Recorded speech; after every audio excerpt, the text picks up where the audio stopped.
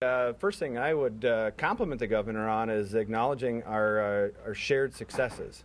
I think for far too long, maybe there wasn't an opportunity to say that, yes, we did work together, and yes, we had some good ideas, he had some good ideas, and together it was what I would call a very successful last session, even in the midst of how it ended, where it went, and maybe some of the accounts afterwards. You're seeing some of the fruit bear out, whether it be their surplus, whether it be some of the OET consolidation, the permitting, the education reforms.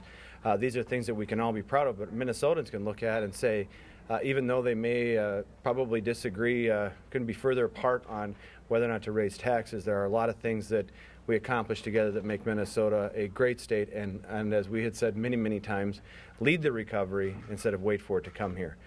So from that standpoint, compliment the governor on recognizing those shared successes. We will work very quickly. We've said that from the very beginning, that we are going to be working quickly. We are going to have a very brief session. So we will, again, reiterate, we're going to have some of these things very quickly. They're going to come to the floor, and they're going to come to his office. We will always make sure that he has prior knowledge to when they pass the floors, and if there isn't going to be a conference committee. But glad to hear that he wanted to work together on these issues, but also prepared for a very quick session.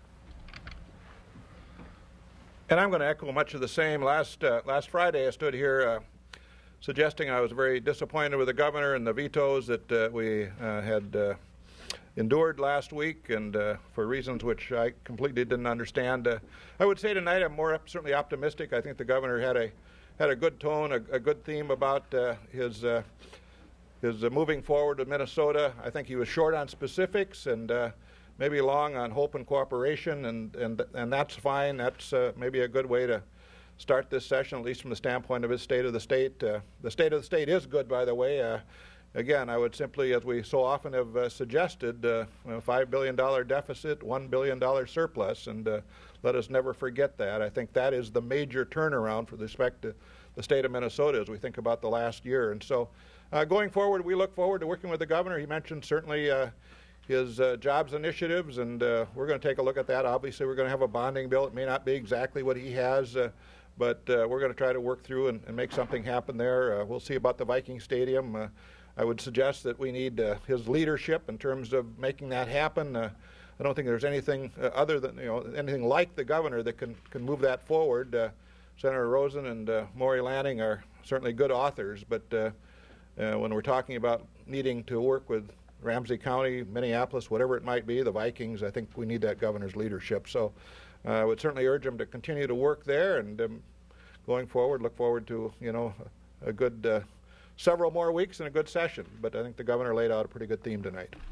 Senator, can we ask you to put on your other hat and talk about the bonding bill? He asked you to pass a bonding bill before the end of the month. Is that possible or likely?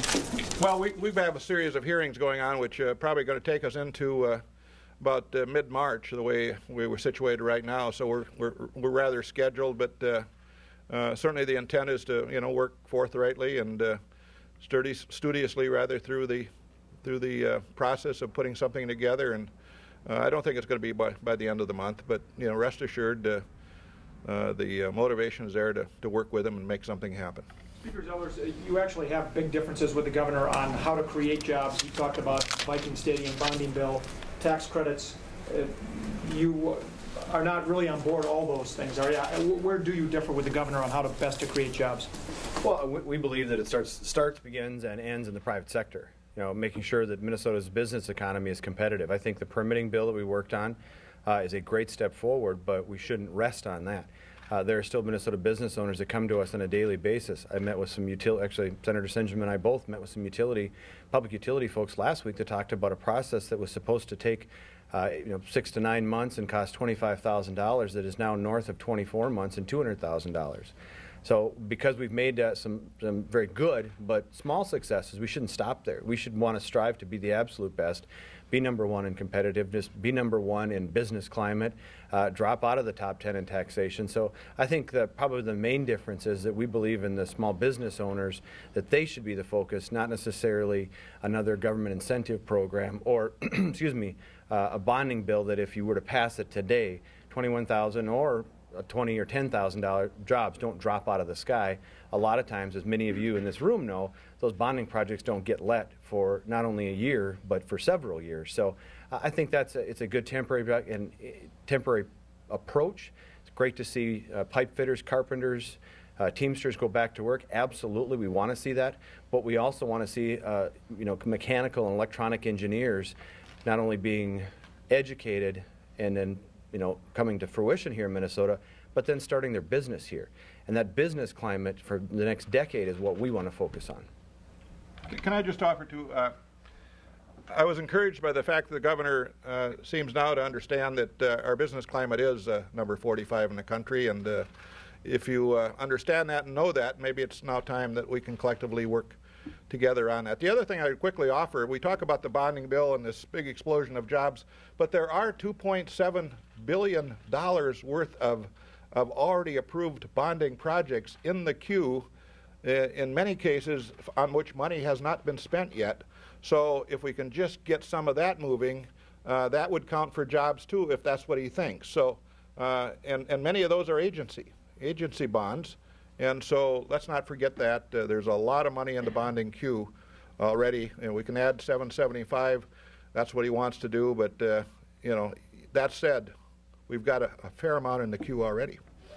Senator, you referred to this earlier, but do you think the governor's speech tonight changed the tone? You got off to kind of a prickly start. Do you think the speech changed the tone around here for the rest of the session? Well, I'll just speak for myself. I think it did. I mean, we weren't called incompetent to govern or anything like that. So that that kind of rhetoric was absent, and thank goodness it was. And I think he extended himself in a spirit of cooperation to us, and we'll certainly reach back to him and certainly work with him towards a successful session.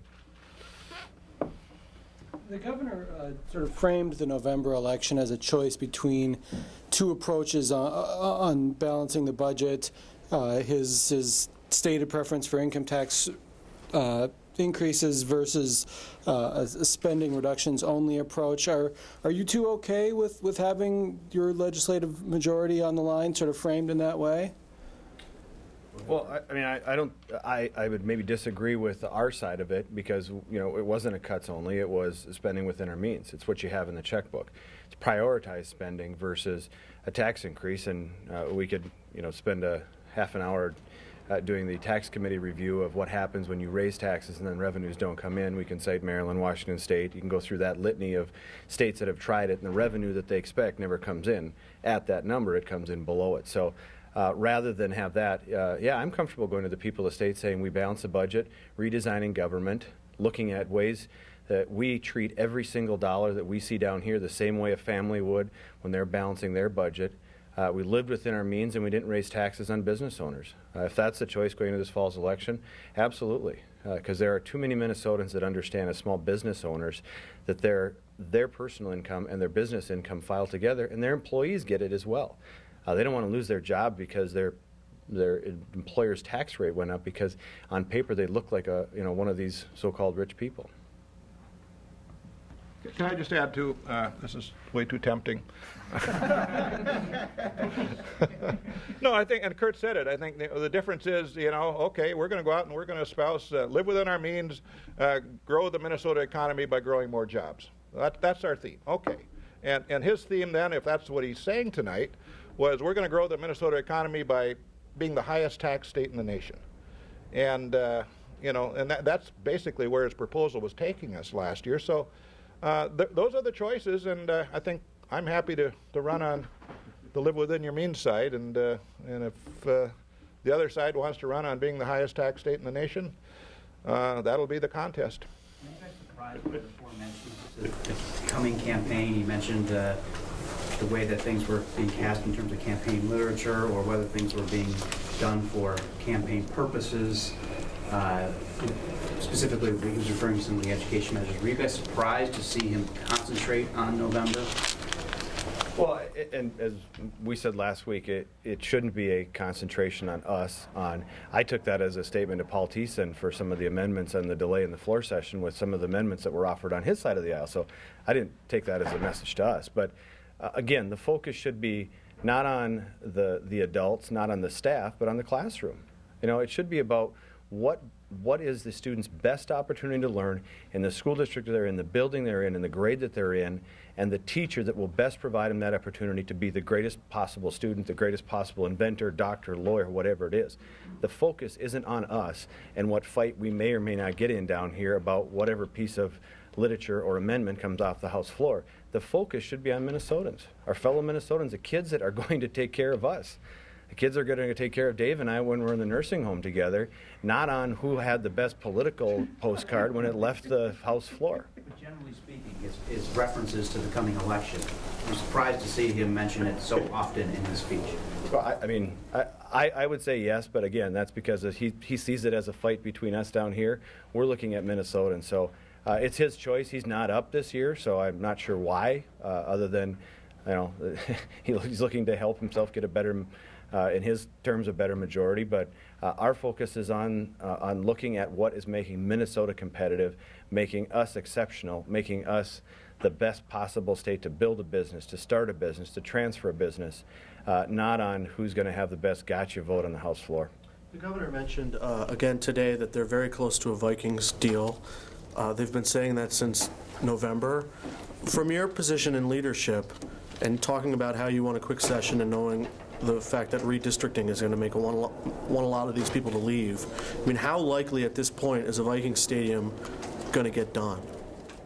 Well, I mean, you hate to sound like a broken record on this, but until we have a bill, until we have a site, until we have some of these things in detail, it's hard for us to say. I mean, I'm not going to speak for the senator, but Minneapolis gets you different votes than Arden Hills, than Shakopee, than the multiple Minneapolis downtown sites. So, again, it's to the advocates, it's to Representative Lanning, it's to Senator Rosen, it's to the governor who want the stadium to be finished this year to do that work and to get it prepared. I don't know that.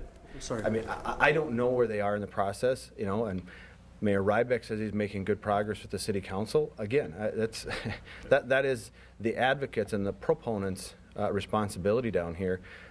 We have an agenda that focuses on reform. This week it's focusing on education reform. Last week it was lawsuit reform. Next week or the coming weeks it will be government reform. So we have the ideas that we believe that help the private sector grow at a higher rate than it is right now, help us lead the recovery even more than we have at this point. So if you get to that point, if that's a part of the solution, we'll address it then. But it's a hypothetical we've been dealing with for months now. And Maybe I didn't ask that question very well. Procedurally, though, at some point you guys are going to have to say, we got to cut bait here. When do you get to that point? I don't know that we can say this yet. And it's a hypothetical that, until you know all the components and you know where the progress is, it's a guess. I mean, I can tell you where the last in, first out bill is because it's been introduced, it's gone through the committee process, and it's going to proceed to the House floor. Will you hold that bill to the same? Will you hold that bill to the same deadlines as everything else? So March 16th, if it doesn't move beyond that, it's not. Well, sure, but I mean, if everything comes together and somebody wants to hand us $500 million and the owners want to put in, $500 million, we're not going to stand in the way of something that is, very well thought out and well put together. But again, that's not the singular focus of the session. Making Minnesotans more competitive, bringing our economy even further out of the Great Recession is our focus. So it's hard to say. It's a hypothetical without knowing the details. It's a stab in the dark. Do you see any harm in waiting a year, Speaker, if something doesn't gel this session? And then, as I've said all along, Tim, it's got to be a good deal for Minnesotans. It's got to be a good deal for the city that it's going to be in. It's got to be a good deal for those of us in the legislature that are going to provide for it. And it has to be a deal that withstands the test of time. I can't say to you right now because I haven't seen all the particulars if it's ready today or if it's ready tomorrow or if it's ready next month. Will that be a state-subsidized nursing home with the tube there? He worked at Mayo. He'll have way better care than I do. I just want to say that there's one person in the state of Minnesota that stands on a high enough pulpit to bring people together, be it the Vikings, be it the local communities, be it any other interested party. There's one person that can bring them together and get a package put together, and that's not Speaker Zellers or myself or Senator Rosen or Representative Manning or Lonnie, what's his name? Lanning. Maury. I'm sorry, Maury. But that's the governor. That's the governor. He is in a position to tie the knots on some of these things, and so we look to him to do that. Now we'll help him. We're not going to stand back and hide from it, but we'll help him to the extent he needs help. But I think he's got to put this bill together and work with the local communities, especially, and then he can work with us as we get it into the mix here. But it's just really important, I think, that he do that. And then beyond that, just if there was kind of a disappointment in the speech, I didn't personally like the political aspects, the rhetoric about elections and things like that. I don't think that belongs in a speech like that, and I'm not going to get any more critical than what I've just said about that. But I don't think it was probably appropriate for a State of the State speech. Thanks, everybody. See you tomorrow. Thank you.